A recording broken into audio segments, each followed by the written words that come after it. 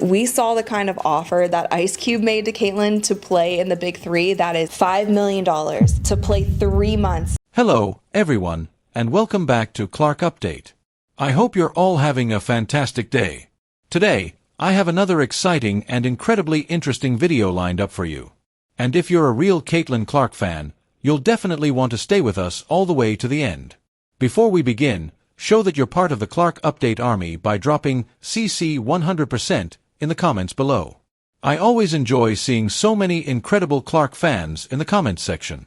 Now, without taking up any more time, let's dive right into today's video. Elon Musk recently grabbed headlines after offering Caitlyn Clark an astonishing $10 million as a show of support. Musk, the owner of X, formerly known as Twitter, had been closely following the wave of criticism aimed at Clark throughout the WNBA season. No longer willing to stay quiet, he chose to step in and offer financial backing to someone he believes is one of the greatest stars in sports history. Caitlyn Clark just had a playoff series like Magic Johnson. But that's just the start. In this video, we'll take a closer look at the massive endorsement offers Clark has received. You'll find out which deal she accepted, which one she turned down, and some of those decisions are sure to surprise you. We've seen such a huge inflection of attention and, her play, the way she plays the game. I think that's going to be sustainable. For the latest updates on Caitlyn Clark and the WNBA, don't forget to subscribe to this channel. Your support truly means everything to us. Now, let's get started.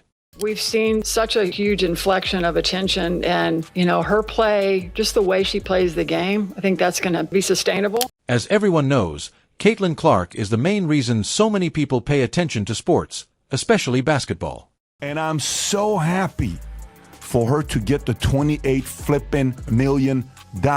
She is one of the greatest stars in sports history, and no player has ever entered the league and shattered so many records in such a short amount of time. Everywhere she goes, people are captivated by her, and fans follow her wherever she appears. Caitlyn Clark's last WNBA playoff game had over 2.6 million viewers, and now we are seeing the ratings dip under 1 million viewers. The Golf League's office was immediately flooded with emails from fans asking for the event to be broadcast live so they could watch it. And I also just loved the overwhelming response of people that were saying like, oh look, now Caitlyn Clark is going to get me to watch golf. In response to the overwhelming number of emails, the administration expressed how pleased they were to have Clark competing in the tournament and how much they appreciated the fans' excitement. Caitlyn Clark will be teeing it up at an LPGA Pro-Am in November. This shows that Caitlyn Clark's fans remain loyal to her no matter what sport she plays, something we haven't witnessed in years, and it highlights the incredible impact she has on the sports industry. This is what one of the tournament heads said. I received your inquiry regarding if our Wednesday Pro-Am will be live streamed anywhere. Unfortunately not. The only way to view would be in person. I will let you know if anything changes, as we do have a lot of people asking the same thing. We are excited to have her with us. Reach out with any other questions and have a great day. Since the start of the season, Elon Musk had been closely following Caitlyn Clark, although he chose not to make that interest public. Even though he was fully aware of Clark's record-breaking performances and the impact she was making on the game, Musk ultimately decided it was time to step forward and publicly show his support. He took a chance by offering her a $10 million endorsement deal, demonstrating his belief in her talent and future potential. Caitlyn Clark playing golf because she looks like a little female Tiger Woods. Although Clark has not accepted the offer yet, there is still hope that she will. This move shows the level of attention she has attracted, even from some of the most powerful people in the world. It is bad news for the WNBA that she's not continuing to play. Maybe it is a good thing that Caitlyn Clark isn't playing in Unrivaled this season. Caitlyn Clark is currently under contract with both the WNBA and Nike, and those agreements prevent her from taking part in any activities that would allow her to earn compensation outside of them. You might be asking why she's allowed to play golf if she's prohibited from competing in leagues outside the WNBA. The explanation is simple. She plays golf without receiving any payment because she has always loved the sport, and no money is involved. Unrivaled losing out on a player like Caitlyn Clark, obviously, knowing the Caitlyn Clark effect, knowing the kind of ratings that she brings, I think it is a huge missed opportunity. Caitlyn Clark. However, this reveals what many see as hypocrisy from these organizations. While other players are permitted to compete in leagues around the world, Clark is not afforded the same freedom. She is restricted to the WNBA and cannot pursue opportunities elsewhere. This situation highlights the unequal treatment she experiences despite the tremendous influence she has on the sport. Few weeks into the Indiana Fever's offseason, and we are already seeing some major moves from players and the Indiana Fever front office. One example of these restrictions was the offer Caitlin Clark received from the Big Three League, which was prepared to pay her $10 million for just 3 months of competition consisting of about 10 games. However, the WNBA did not permit her to participate. Later, she was presented with another offer from a league in Turkey that promised her $15 million. Meanwhile, players such as Gabby Williams, along with many others, are currently competing in that same league without any issues. Another opportunity came through the EuroLeague, where Clark was expected to play, but the WNBA prevented her from taking part. WNBA players got upset. We don't have the privilege of just playing basketball. We have to care about these social issues. She's playing in a social issues league that wants to wear shirts that say vote, push some sort of political agenda. You can see the jealousy factor at play because so many leagues and companies have presented Clark with massive offers, yet she has been unable to take advantage of any of them. Do you honestly believe it's her choice to turn down those offers? Does she dislike money, or is she somehow above it all? In fact, she once said in an interview that they don't earn enough to even pay for family tickets, making it clear that she needs the financial support. Yet the league isn't backing her, leaving her unable to pursue these opportunities while other players are allowed to do so. This offseason, the players are already moving around. We have Kelsey Mitchell going to play in China, Nalissa Smith also playing in China, and Temi Fagbenle will be playing in Turkey. But the story doesn't stop there. Let's examine what the WNBA and Nike did regarding Caitlin Clark. Nike signed her to a contract worth $28 million, and while that figure sounds impressive at first, it actually covers an 8-year period. Although $28 million is a substantial amount of money, being committed to one company for 8 years is a significant length of time. Now, let's talk about the shoes. Has Nike released a signature shoe for Caitlin Clark? That raises the question of whether the company truly intended to support and promote its star player. The league was founded by Breonna Stewart and Nafisa Collier. Let's check out some of the players who have opted in to playing in Unrivaled. Enrique Ogunbowale, Kelsey Plum, Angel Reese is playing, Dearica Hamby's playing, Natasha Cloud, Dejanay Carrington is playing, Brittany Griner is playing. So why do we think that none of the Indiana Fever team has signed up to play in Unrivaled? Unfortunately, it seems their only goal was to lock her into a long-term contract without giving her the proper support she deserved. And now I'm going to reveal a very shocking and unfortunate truth about the way she is actually being treated. We have to, as fans, as media, as players, lighten up a little bit. Not every criticism of a player is said because we just dislike that player. Why did they lock her into that agreement?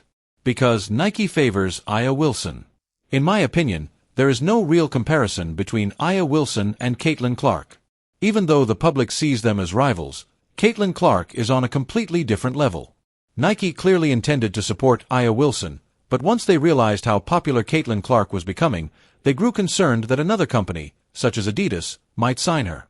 As a result, they decided to act. There's a league with players that feel like they should be getting the attention. Now they have center stage, but the ratings are going to go down. Are they going to be pointing fingers and blaming Indiana Fever fans and Caitlin Clark fans whenever the ratings don't stay the same? Yeah, they will. Hey, look at the numbers everywhere else across women's basketball. It's not just Caitlin Clark, it's all of us. And then the moment the ratings tank, they're going to come back and say, see, we were right all along. It's all the racists that follow Caitlin Clark that were watching the product, and now they're gone, and we're back with our diehards. It is bad news for the WNBA that she's not continuing.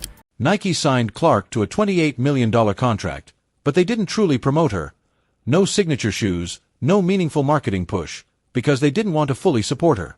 Instead, their goal was to keep her from signing with any other company. Can't be throwing shade in little ways. While they have been putting significant effort into promoting Aya Wilson, this entire situation shows that they signed Clark only to tie her down without giving her the recognition she so clearly deserves. I want to be the best person. I want to be the best teammate. It's really, really hard. And I don't even know why I'm crying. They crossed the line of being disrespectful, but they talked a lot of trash and they got humbled. And I think that that's okay. The real question is why Caitlin Clark faces these restrictions when compared with other athletes. Why isn't she allowed to compete in other leagues or accept additional sponsorship deals? Why is Clark confined to the WNBA while other athletes are free to explore opportunities around the world, sign new contracts, and build their own brands? Do you know what Caitlin Clark just got the contract from Nike? Nike. You know what the contract is? I want to say it's $3 million a year for 8 to 10 years. It's almost $30 million, something like that. Earning only $76,000, a remarkably small amount for someone who has almost single-handedly elevated the league's profile while still facing hostility despite her extraordinary accomplishments.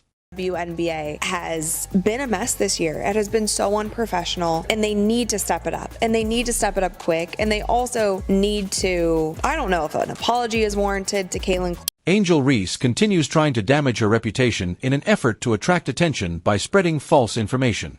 Players like J.C. Sheldon have even attempted to injure her by poking her in the eye, seemingly with the intention of keeping her out of the game. Asia Wilson thinks that Caitlin Clark is only popular because she's white. Everything Asia Wilson is saying, to me, it was a message to Caitlin Clark of like, you want to come into our league, this is how you need to be. No one cares what skin color you are. I told myself it's not racist for me to like Caitlin Clark's game and to say so publicly. The WNBA's black superstars should thank their lucky stars. Caitlin Clark is a once-in-a-generation talent. No player in the WNBA truly compares to her. If we're making comparisons, the names that should come up are LeBron James or Steph Curry, NBA players who are on her level. Even longtime veterans like Diana Taurasi have mocked her, suggesting that she's only a passing sensation, but that couldn't be further from the truth. The only one that I've seen other than Steph Curry that can do that. She's incredible. He's like Steph Curry. By comparison, the WNBA often appears to be filled with jealousy and unnecessary rivalries, with players focusing more on tearing each other down than on making the game better. That isn't fair, and it's time people recognized just how extraordinary Caitlin Clark truly is. Elon Musk has faced criticism for offering Caitlin Clark $10 million, with many arguing that players such as Aya Wilson, Nafisa Collier, and Breanna Stewart are more deserving of that level of recognition. One of the more interesting aspects of this fanhood is that some of the biggest supporters of Caitlin Clark are not white. They're actually black male. But let's be honest, those players haven't done much to truly raise the WNBA's profile. They had been playing in the league for years before Caitlin Clark arrived, yet we never witnessed this level of excitement or interest. The reality is that Caitlin Clark has almost single-handedly brought the league out of near obscurity. Just look at the numbers from her latest game. An incredible 2.6 million people tuned in, setting a new league viewership record. Nothing like this had ever happened in the WNBA before. The level of excitement we're seeing now was once something associated only with the NBA. Regular season viewership, it grew by 20% in 2023. It's grown by 180% now, which means it would take another 5 or 6 years to do what Caitlin Clark has done. So between draft day viewership, which is up 400% to 40%, between ticket sales, which is up 93% to 16%, between regular game viewership, which is up 180% to 20%, what Caitlin Clark has done is grown the WNBA exponentially. She did in 5 weeks what would have taken 5 years. And as it pertains to draft viewership, she did in 5 days what would have taken 5 years. But there should be a system of checks and balances to make sure that no player, especially someone like Caitlin Clark, is treated unfairly or subjected to oppression. Every player should be valued equally, fostering a culture of respect across the league. If all players received the recognition they deserve, it would encourage young athletes to admire the league and dream of becoming part of it. In the future, we could see more once-in-a-generation talents like Clark emerge, but only if the league is properly overseen and managed with a long-term vision for success and inclusivity. Rivaled basketball account had liked a comment that was seemingly throwing shade at Caitlin Clark. Somebody said, "Please no CC. We've all had enough of her fan base. Let us breathe." The Unrivaled basketball account also liked that comment. As we reach the conclusion of this discussion, it's clear that the future of the WNBA depends on creating an environment where players like Caitlin Clark are able to thrive. By encouraging equality, respect, music, and effective leadership, we can ensure that the league doesn't just survive, it flourishes. We must also recognize and celebrate the talent and dedication of every player, raising their profile while inspiring the next generation.